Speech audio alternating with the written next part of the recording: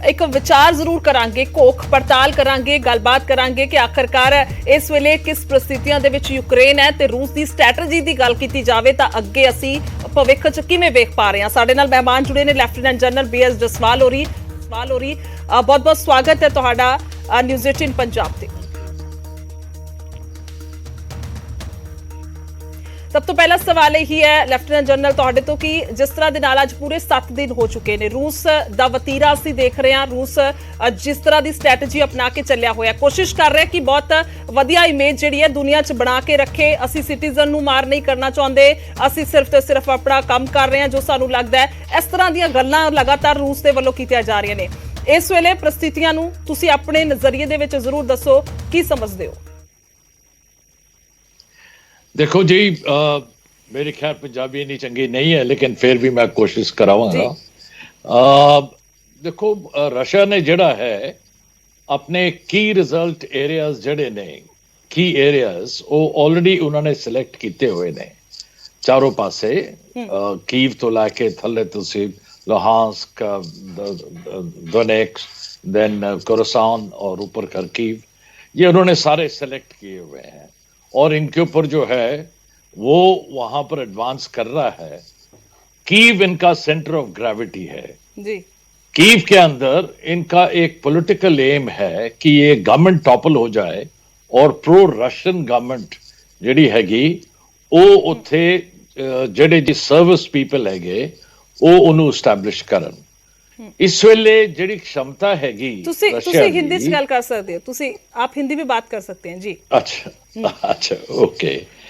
ऐसा है कि जो क्षमता है रशिया की बहुत जबरदस्त है जी। मिलिट्री पावर बहुत ज्यादा है, लेकिन उन्होंने इसको इस्तेमाल नहीं किया है। जैसे कि उसने चाइना के खिलाफ 1969 में इस्तेमाल किया था अक्रॉस सूरी रिवर, वो यहां पे इस्तेमाल नहीं कर रहा है फिलहाल, क्योंकि वो गुडविल स्टेट में रहना चाहता है यूक्रेन के लोगों के साथ में कि भाई हम चाहते हैं कि गवर्नमेंट जो है वो सर्विस जो है आर्मी वाले जो है वो चलाएं, डिफेंस सर्विसेज वो चलाएं उसको, और ज़ेलेंस्की जो है उनको वहां से आउस्ट करें। तो अगर शुरुआत में ही अगर काफी कैजुअलिटी हो जाती है तो गुडविल फैक्टर चले जाएगा, क्योंकि आधे रिश्तेदार जो हैं यूक्रेन के वो रशिया में भी रहते हैं। तो ये बड़ा इंपॉर्टेंट चीज है। अगर पुश कम्स टू शव, अगर ज़ेलेंस्की नहीं मानते हैं और सर्विसेज जो है वो इस चीज को लेने के लिए तैयार नहीं होते हैं, तो उस वक्त वो अपना प्रेशर बढ़ाएगा। इस वक्त सिर्फ वो डेमोन्स्ट्रेट कर रहा है, उसने जो है कॉन्टैक्ट पॉइंट्स अपने बुला लिए हैं, उसके अंदर जो है दबाव बढ़ेगा फिर जी।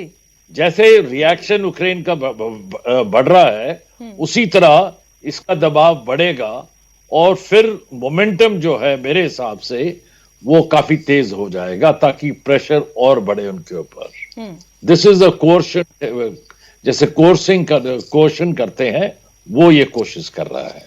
लेफ्टिनेंट जनरल, एक दबाव की आप बात कर रहे हैं कि आखिरकार रूस महसूस कर रहा है, लेकिन एक दबाव यूक्रेन पे भी है और दूसरा दबाव रूस पे ये है कि 14 देश अब उसकी मदद के लिए आ चुके हैं, यानी कि कुल मिलाकर हर तरह की मदद मिल रही है। पैसे की मदद है, हथियारों की मदद है और मोरल सपोर्ट है। जिस तरह से स्टैंडिंग ओवेशन ज़ेलेंस्की को मिला वो भी सारी दुनिया ने देखा। तो अब रूस की स्थिति को हम थोड़ा सा समझेंगे कि आगे क्या क्या आपको लगता है, क्योंकि आप भी बहुत अच्छी तरह से समझते हैं, अगर फौजियों के लिए या किसी तरह का कोई देश अगर किसी तरह की कोई अनाउंसमेंट करता है या उनको ऑर्डर्स देता है, आगे आपसे थोड़ी सी समझना चाहेंगे कि आखिरकार आगे क्या लगता है आपको कि इस जंग को आज 7 दिन हो चुके हैं और कितनी बर्बरता नजर आएगी रूस की? नहीं, इसमें रूस जो है वो अपने जो कार्ड्स हैं उसने अपने पत्ते दिखाए नहीं हैं पूरे। मैं कह रहा हूं दोबारा से कि उसके पास क्षमता है। अब कीव के पास जो है 60-65 किलोमीटर की जो कॉन्वॉय है उसमें कुछ लॉजिस्टिक भी है, कुछ ऑफेंसिव कंटेंट भी है, वो उसको इस्तेमाल करेगा। अगर यूक्रेन सबमिट नहीं करता है तो प्रेशर और बढ़ेगा। और जहां तक मैं आपको क्लियरली बताना चाहूंगा कि जो सहायता आ रही है मटेरियल में आ रही है, ओपिनियन में आ रही है, रशिया ने ये सब कैलिब्रेट किया होगा पहले कि हमारे पास में जो है जब हम जाएंगे तो हमारे खिलाफ हो सकता है मटेरियल सपोर्ट आएगा,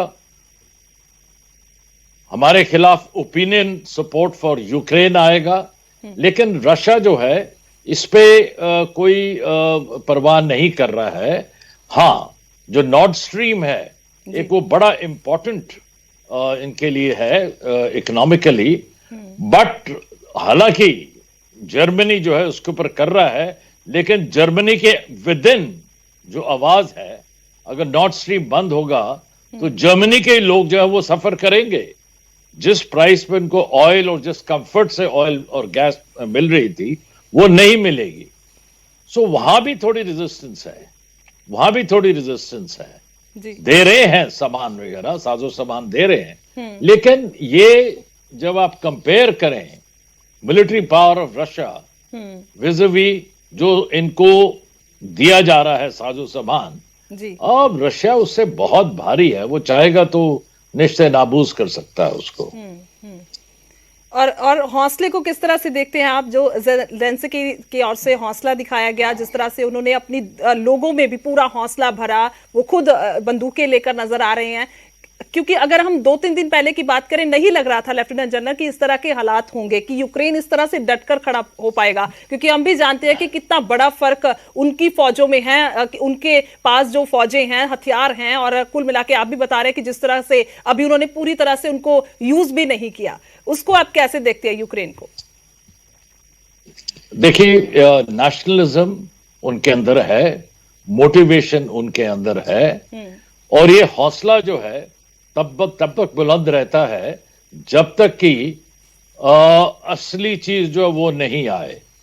हौसला पस्त तब होता है जब वाकई ही प्रेशर उनके ऊपर पड़ेगा।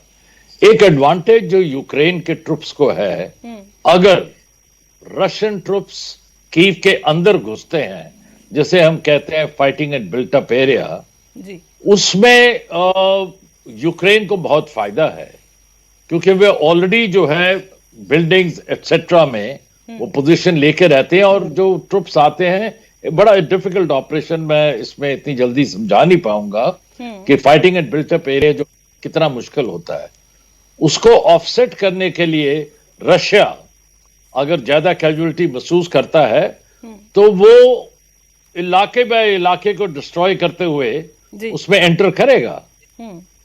ये रशिया का कॉन्सेप्ट है कि जहां भी जाना है वो डिस्ट्रक्टिव फायर करता है, उसके बाद में जो फॉलो अप एशेलॉन्स हैं और साथ में जो असॉल्टिंग ट्रूप्स हैं, वो सारे के जस्ट वॉक थ्रू। इन्होंने डेमोन्स्ट्रेट भी किया था कि 100 व्हील टू व्हील गन्स एक गैप में उन्होंने फायर किया, 2 किलोमीटर के गैप के अंदर, उसमें से एक कॉम्बैट कमांड को निकाला गया, क्योंकि वहां कुछ नहीं बचा था उस गैप के अंदर। उन्होंने एक्सरसाइज की थी एक काफी बहुत साल पहले।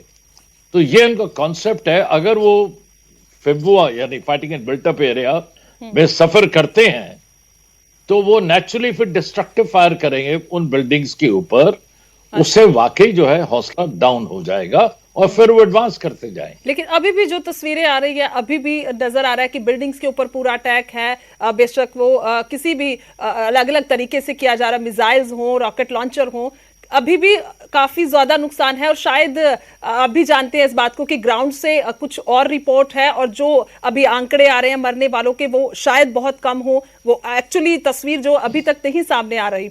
और एक सवाल और है कि बातचीत की अगर बात की जाए तो यूक्रेन और रूस में जो अभी तक बातचीत हुई है, क्या आपको लगता है कि शायद आगे के लिए कुछ अच्छा हो, या फिर इसी तरह से आगे आगे दौर बढ़ते रहेंगे? दो चीजें हैं इसके अंदर।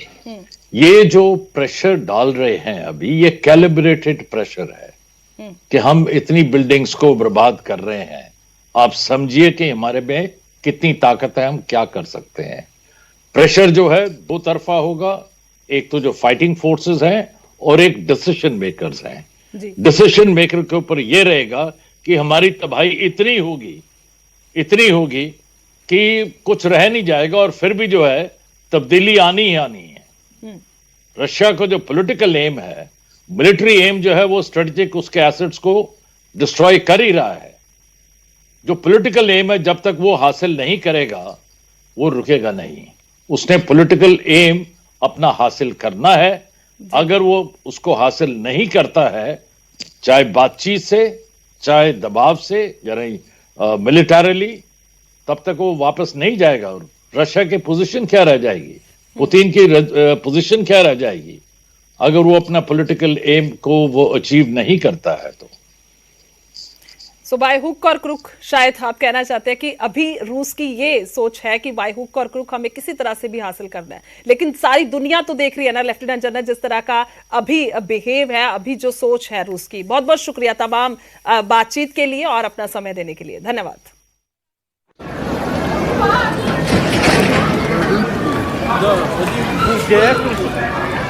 ਸਕਦਾ ਹੈ ਕਿ ਕਿਸ ਤਰ੍ਹਾਂ ਦੇ ਨਾਲ ਆਪਣੀਆਂ ਫੌਜਾਂ ਨੂੰ ਵਰਤ ਰਿਹਾ ਹੈ ਔਰ ਅੱਗੇ ਵਾਸਤੇ ਕਿਸ ਤਰ੍ਹਾਂ ਦੇ ਨਾਲ ਉਹ ਸਾਰੀਆਂ ਚੀਜ਼ਾਂ ਨੂੰ ਵਰਤੇਗਾ, ਕਿਉਂਕਿ ਅਜੇ ਵੀ ਜੋ ਗੱਲਬਾਤ ਚੋਂ ਨਿਚੋੜ ਨਿਕਲਿਆ ਕਿ ਅਜਿਹੇ ਪਰਮਾਣੂ ਬੰਬ ਔਰ ਬਹੁਤ ਸਾਰੀਆਂ ਜਿਹੀਆਂ ਚੀਜ਼ਾਂ ਨੇ, ਹਥਿਆਰ ਨੇ, ਜਿਨ੍ਹਾਂ ਨੂੰ ਵਰਤੇਗਾ ਤਾਂ ਬਹੁਤ ਹੀ ਜ਼ਿਆਦਾ ਵੱਡੀ ਤਬਾਹੀ ਹੋ ਸਕਦੀ ਹੈ। ਇੱਕ ਬ੍ਰੇਕ ਦੇ ਲਈ ਰੁਕਦੇ ਹਾਂ ਔਰ ਜਲਦੀ ਵਾਪਸ ਆਵਾਂਗੇ।